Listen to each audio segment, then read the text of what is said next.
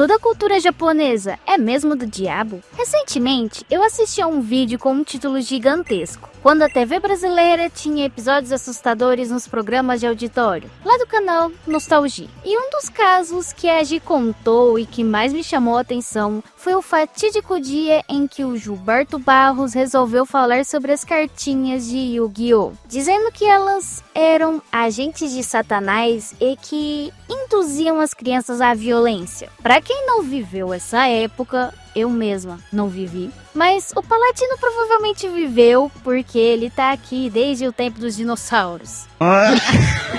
É difícil imaginar o impacto que esses movimentos de demonização cultural tiveram sobre um povo que ainda estava aprendendo a lidar com a informação. Porque sim, diferente de hoje, em que a gente anda com um manual de pesquisa na palma das mãos, naquela época as pessoas tinham pouquíssimas fontes de informação. Jornal, revistas, rádios e, claro, a televisão. Então pensa só no efeito que teve nas famílias quando o apresentador popular aparece na TV e, de forma sensacionalista, ataca elementos da cultura oriental que estavam começando a chegar ao Brasil. Pois é, um verdadeiro inferno na Terra, né? E esse vem com todo o ar do pulmão. Infelizmente, essa moda não ficou esquecida no passado. Ela sobreviveu até hoje, aparecendo de tempos em tempos, quando alguém resolve ressuscitar o terrorismo cultural contra o que não entende, especialmente quando o assunto envolve diferenças culturais e como elas dialogam ou chocam com a cosmovisão cristã. E é justamente por isso que estamos aqui hoje, para conversar sobre esse tema e entender por que tantos cristãos preferem ser inimigos da cultura em vez de transformá-la. Pois bem, se você não me conhece, eu sou a Alia e você está no Um Cristão Geek, onde cultura pop e teologia andam em unidade. E hoje a gente vai falar um pouquinho sobre as cartinhas de Yu-Gi-Oh!, o medo que elas geraram e, de quebra, abriram uns portais para uma outra dimensão aí. Tá, isso é brincadeira, ou talvez não. Antes de a gente sair queimando o DVD de Evangelion, é importante entender uma coisa. O Japão e o Brasil são mundos completamente diferentes quando o assunto é religião. Enquanto aqui no Brasil o cristianismo moldou praticamente tudo, da forma como falamos, a maneira como entendemos o certo e o errado, lá no Japão a história foi outra. O país tem uma formação espiritual marcada principalmente pelo shintoísmo e pelo budismo, duas tradições que não lidam com o divino da mesma forma que nós. Pra gente, Deus é o único, pessoal e santo. Mas para a mentalidade japonesa, o mundo está cheio de espíritos, forças e divindades locais, os kami. Eles não têm uma noção de Deus criador como nós temos. O sagrado e o profano se misturam no cotidiano. Um templo pode estar do lado de um fliperama e ninguém achar estranho. Então, quando o Japão usa símbolos cristãos, cruzes, anjos, demônios, igrejas ou até mesmo o próprio nome de Jesus, eles não estão necessariamente falando da fé cristã. Eles estão usando o cristianismo como mitologia, como parte do imaginário global. Para nós, isso soa estranho, às vezes até ofensivo, porque lidamos com esses elementos como realidades sagradas. Mas para eles, é como usar Zeus, Odin ou Hades. É uma linguagem simbólica. Eles veem o cristianismo como uma fonte de estética e narrativa, não como verdades reveladas. E é por isso que nos animes você vê anjos lutando contra Deus, cruzes invertidas, padres exorcistas cheios de poder e até um anticristo carismático salvando o mundo. Eles não estão zombando da fé, estão brincando com mitos da mesma forma que fariam com qualquer outra tradição. Claro, isso não significa que tudo é inofensivo, mas entender essa diferença cultural e religiosa nos ajuda a não reagir com medo ou raiva, e sim com discernimento. Porque o problema não é que o Japão é do mal ou satânico, é que ele não tem o mesmo referencial espiritual que nós. Eles estão falando a língua deles. Nós é que precisamos aprender a traduzi-la antes de julgar. Agora, uma coisa que a gente precisa entender é que elementos irreverentes da cultura não podem ser simplesmente ignorados ou descartados, porque se acreditamos num Deus que é soberano sobre tudo que existe, então nada mesmo, está fora do alcance da sua verdade.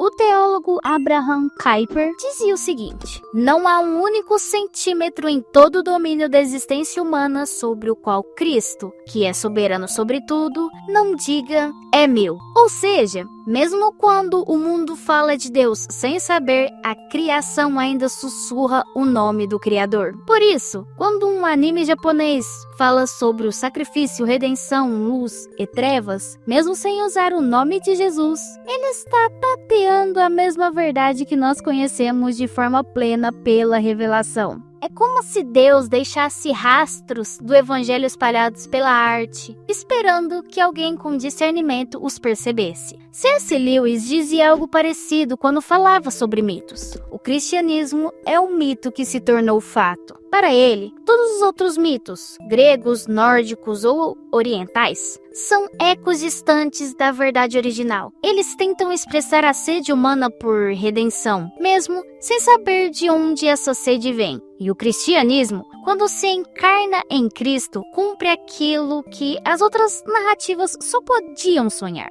Então, quando o Japão usa símbolos cristãos fora do lugar, isso não é apenas uma blasfêmia estética. Pode ser também um lampejo da verdade tentando emergir. A verdade é viva, como o próprio Cristo, e ela pulsa mesmo onde não é reconhecida. Jesus disse em Lucas 19:40, se as pessoas se calarem, as pedras clamarão. E é exatamente isso. Mesmo quando os povos não conheçam o Deus verdadeiro, a criação continua clamando por ele. Nas artes, nas histórias, nas canções e sim, até nos animes.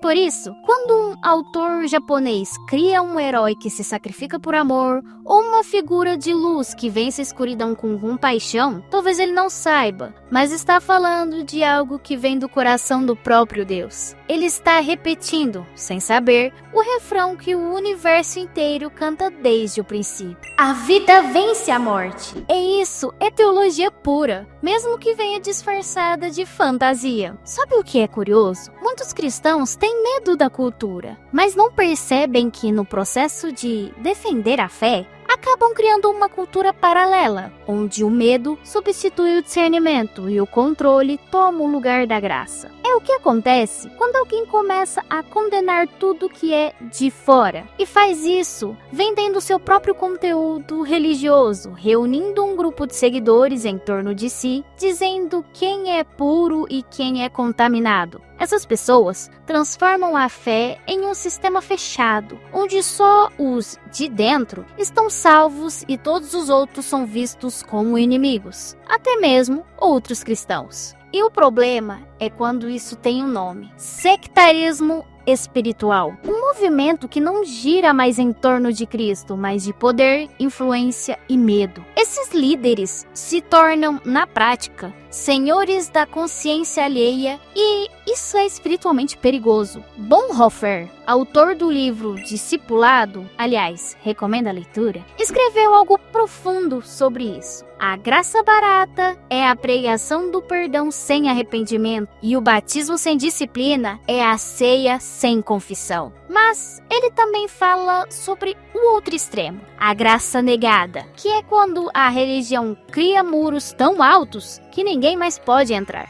Essa é a tentação de quem confunde santidade com isolamento e transforma a pureza do evangelho em uma espécie de bolha santa. A maior parte dos astecas pensavam assim. Aliás, se quiser saber mais sobre, veja isso no nosso vídeo. Cristo é contra a cultura? Certeza que você vai gostar. Mas, voltando, o apóstolo Paulo já alertava sobre esse tipo de coisa em Colossenses 2:20-23, quando criticava aqueles que inventavam regras do tipo: não toque, não prove, não manuseie, dizendo que isso até parecia piedade, mas não tinha poder algum contra o pecado. O problema desses movimentos é que, no fim, eles não protegem ninguém, só aprisionam. C.S. Lewis defendia que o diabo é sutil às vezes, pois ele envia erros aos pares e nos empurra para um deles, para que, fugindo de um extremo, caiamos no outro. E é isso que acontece. Muitos cristãos, com medo de se corromper, fogem tanto da cultura que acabam caindo naquilo que mais criticam: idolatria. Não a idolatria das imagens, mas a idolatria do próprio sistema religioso, da sua voz, do seu grupo, da verdade exclusiva. Enquanto isso, o evangelho verdadeiro é missional, não sectário. Cristo não chamou os discípulos para formar um gueto, mas para serem sal da terra e luz do mundo. E o sal só tem sentido se estiver misturado com um alimento, não guardado num saleiro fechado. O teólogo holandês Herman Bavinck dizia que a graça de Deus é tão abrangente que ela age sobre toda a criação, sustentando até os que não a reconhecem. A graça comum de Deus impede que o mundo se torne um inferno. Ou seja, mesmo em contextos não cristãos, como na arte japonesa, nos animes ou em qualquer expressão cultural, há lampejos da graça de Deus atuando, preservando, inspirando e permitindo que o bem ainda exista. Por isso, quando alguém apontar para a cultura e gritar "perigo", mas usa esse medo para erguer seu próprio império religioso, é preciso cuidado. Porque o evangelho não é um produto para ser vendido à base do pânico. Ele é uma boa notícia. E notícias boas não se impõem pelo medo, mas se comunicam pela esperança. O verdadeiro perigo não está nas cartas do Yu-Gi-Oh! Ou nos anjos de evangelho. Está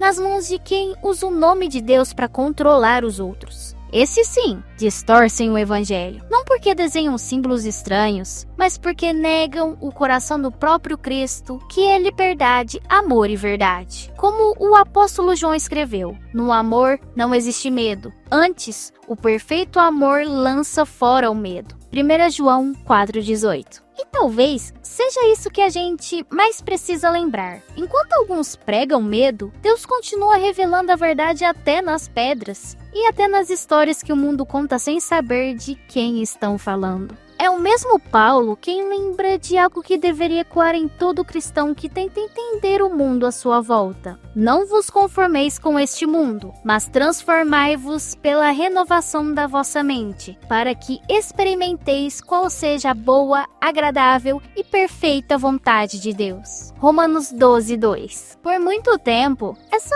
passagem foi usada como um grito de separação, como se não se conforme com o mundo significasse fugir dele. Mas Paulo não estava pedindo isolamento, estava pedindo discernimento. O verbo que ele usa, metamorphoset, significa seja transformado de dentro para fora. Ou seja, não é o mundo que deve te moldar, mas é Cristo que te transforma para estar no mundo sem se perder nele. Não é fuga, é missão. Por isso, o cristão maduro não teme a cultura, ele a interpreta. Ele não a idolatra, mas também não a demoniza. Ele entende que se Deus é o Senhor da história, nenhum símbolo, arte ou narrativa escapa totalmente da sua soberania. Isso significa que até nas histórias mais distantes da fé cristã pode haver ecos da verdade divina, mesmo quando os autores não sabem. A verdade continua pulsando, porque ela não depende de quem a anuncia. Ela vive porque procede do próprio Deus. E é aqui que o cristão precisa aprender a olhar com olhos redimidos. A cultura não é o inimigo. O inimigo é o pecado que distorce tanto a cultura quanto a religião. Por isso, o papel do seguidor de Cristo não é fugir da arte, mas discerni-la, separando o que é nobre do que é vil, o que edifica do que destrói, o que reflete a graça do que nega o amor. Francis Schaeffer dizia que toda arte, boa ou má, reflete a visão de mundo do artista. E por isso, o cristão deve aprender a escutar antes de julgar. não para concordar com tudo, mas para enxergar onde Deus ainda fala, mesmo quando o mundo não o reconhece. E talvez esse seja o maior desafio da nossa geração. Não ser uma igreja que tem medo de tudo, mas uma igreja que entende o tempo em que vive, que conversa com as pessoas, que não confunde pureza com alienação. Uma igreja que não vive de pânico, mas de propósito. Porque no fim, a mente renovada não é a que foge, é a que enxerga. E a cultura, com todos os seus excessos, ironias e ruídos, pode se tornar, para quem tem olhos espirituais, um espelho estilhaçado onde ainda se reflete a imagem do Criador.